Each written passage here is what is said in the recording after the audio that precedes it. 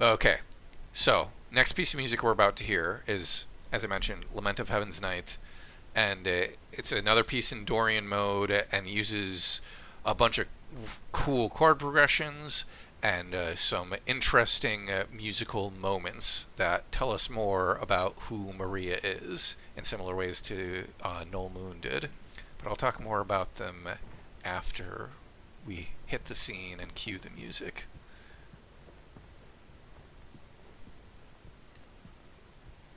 Well, I think it's clear where Maria has brought us.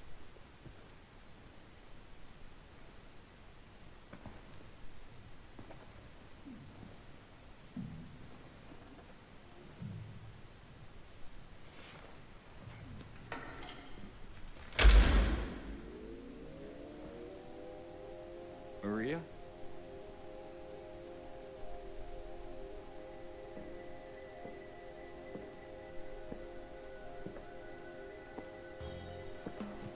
Got that drum and bass again.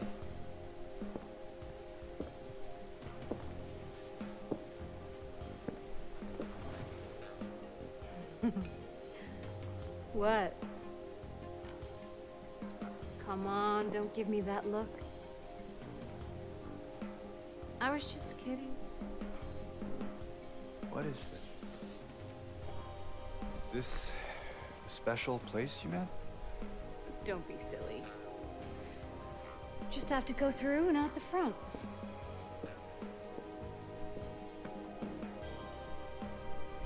Then again, now that we're here,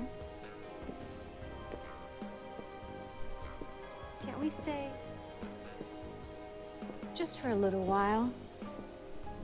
Catch our breath before we head back out there? I don't have time to take a break. Mary could be out there, waiting for me. I know. It's just this place, this Changing whole tack thing. again. It's like a nightmare. I just wanted to get away from it, even for a second. I'm sorry. No, it's fine. Sorry, I didn't mean to. I guess this place is getting to me, too.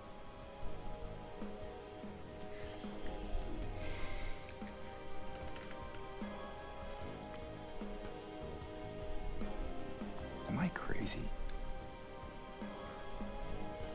You know, for thinking she could be here.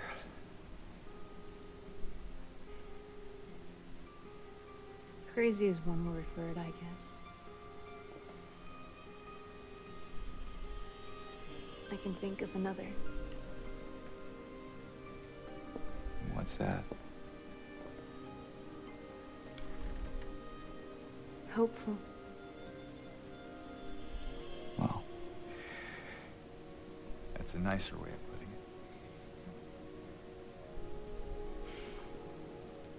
it. Here. Oh, the frame rate. What are you doing? Something to take the edge off.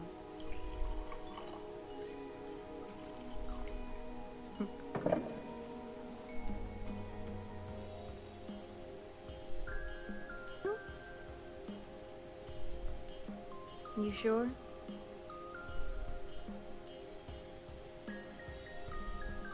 Fine. Be that way.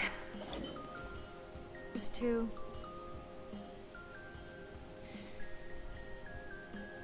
Hope. Undying.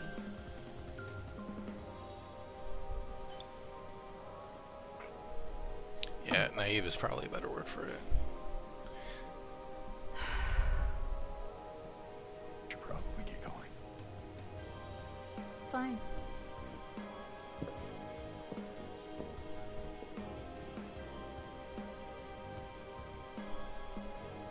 Ready when you are. Okay, really quick, I'm going to pause. I'm going to switch back over to my music mode, but then I'm going to unpause the game because there's stuff I want to try to point out as it's happening in the piece of music since it plays on loop in this area. So yeah, that is a new scene for the remake that is really cool. And it fleshes out Maria more as a character. It shows that like James is dedicated to his task, but Maria has an ulterior motive with all of this stuff. I don't know what I'm saying. I'm just vamping while I switch over to my piano setup. But yeah, if this journey that James is going on is a journey through the underworld or purgatory or hell or whatever, in a sense, this is definitely a moment of temptation.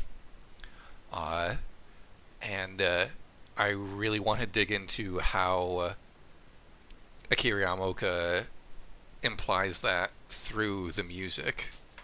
So, like I said before, we're working in the Dorian mode, except in this piece it's F minor.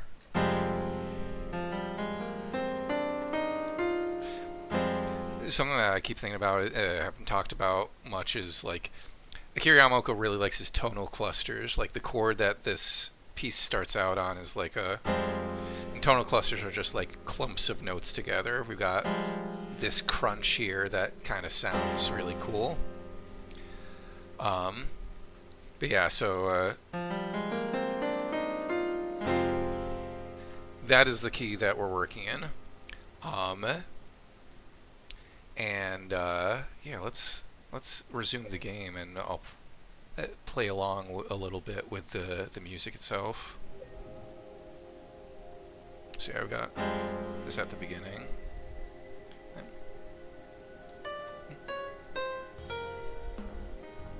Up in the upper register, bass doing it.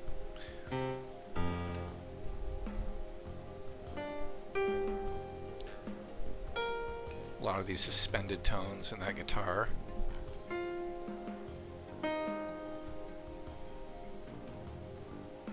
There's that Dorian mode note. And then we get into this B section.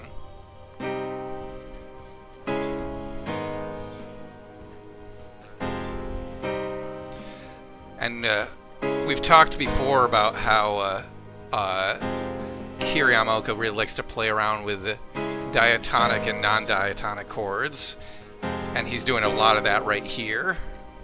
Lots of tones that aren't part of the scale. And then here, that piano, I am going to pause for a moment there because there's a bunch of stuff going on there. I talked about how in that B section we've got a lot of non-diatonic tones that give this kind of a spooky feel, where if we were just working in notes from like the F minor scale or the F Dorian scale, we would expect that progression we heard to go.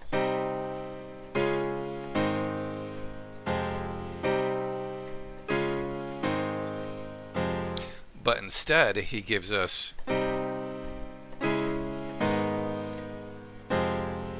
which these are all minor chords, and they also have these non-diatonic notes in there, with that is not part of the F minor or F Dorian scale. Another one here, but the root notes of the chords are part of the F minor scale. So it's a weird way where it's not supposed to work, but it does kind of work. But again, one of the reasons I keep bringing up the non-diatonic versus diatonic stuff every time we talk about the music is because as we get further into the game, we're hearing how Akira Yamaoka is bringing in more non-diatonic stuff, more mode mixture, all this stuff that gives the music this off vibe, where it's like, oh, this is kind of like this dark but like sexy piece of music for the strip club, but it still has this offness of like, yeah, it's a strip club in Silent Hill, so how much of a good time can we really have here? And then we get to back to the A section chord progression, where it's just kind of rocking on the F minor chord, and we hear. So both of those notes are part of the F Dorian scale.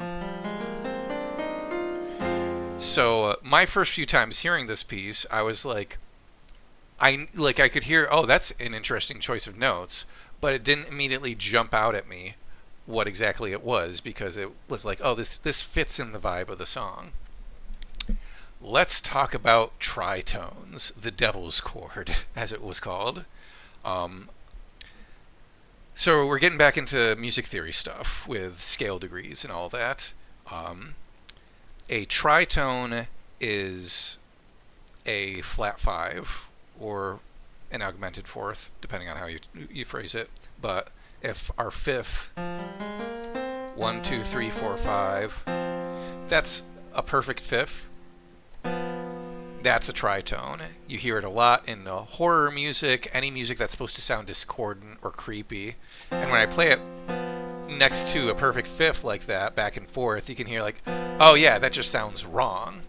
Interesting thing about a tritone is mathematically it is equidistant from either end of the scale in terms of steps. So if this is the root, we go 1, 2, 3, 4, 5, 6. That gives us the tritone. If we're going down from the octave above, 1, 2, 3, 4, 5, 6. That gives us the tritone.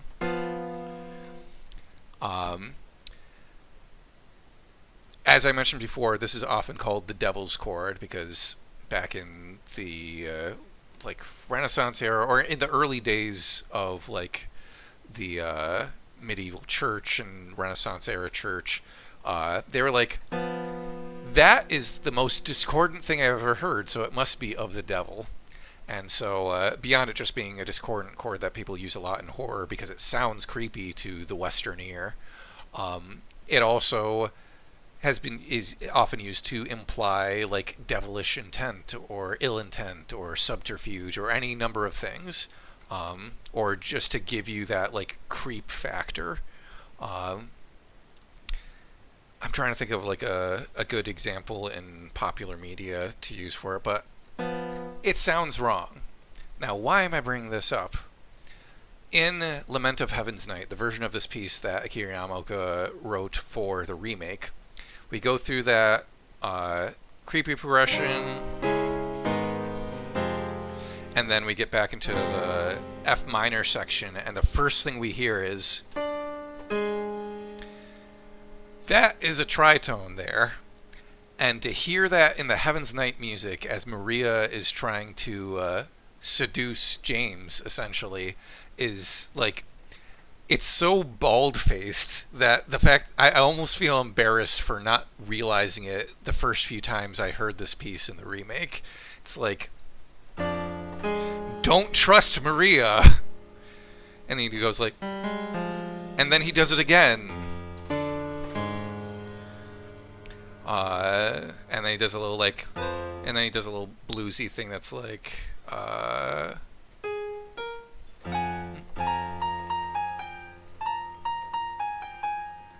yeah. And he's like, no, but it's still like, it's cool, like sexy.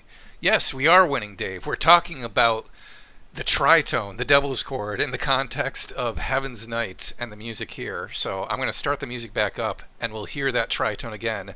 And we know that it means, hey, don't trust Maria. There it is.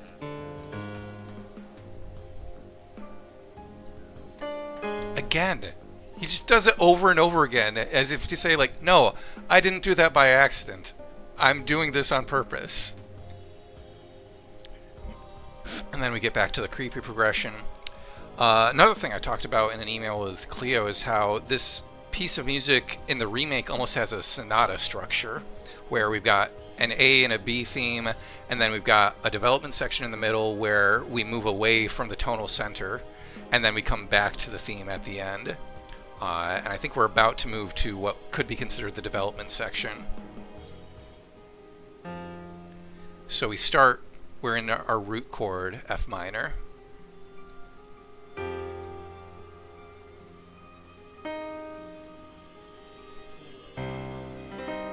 C minor, that's still diatonic to F minor, F Dorian.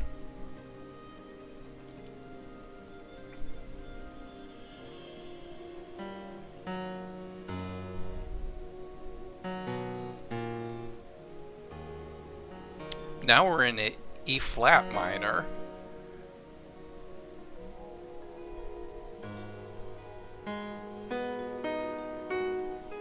Now we're in A flat minor. Again, there are notes in these scales that are not diatonic to F minor. And then we're back to F. So we have that development section of a sonata feel where it's like, oh, we're moving away from our tonal center. Again, we're moving on a thematic level away from James's quest. He's trying to find his wife, and Maria's like, nah, we're going to take this detour through the strip club. Forget about your wife. I mean, I didn't say that. Don't forget about your wife. That's very sweet that you're still looking for her, even though she's dead. And we're getting that on a textual level with, like, the pouring of the alcohol, the little coy, flirtatious things that Maria says. And we're getting on a subliminal level with the music, where it's literally, like, Cleo has often said, like, a reaction that people have to Maria is like, girl, I don't know you. And I was like, yeah, we get to the middle of the song, it's like, girl, I don't know what key we're in.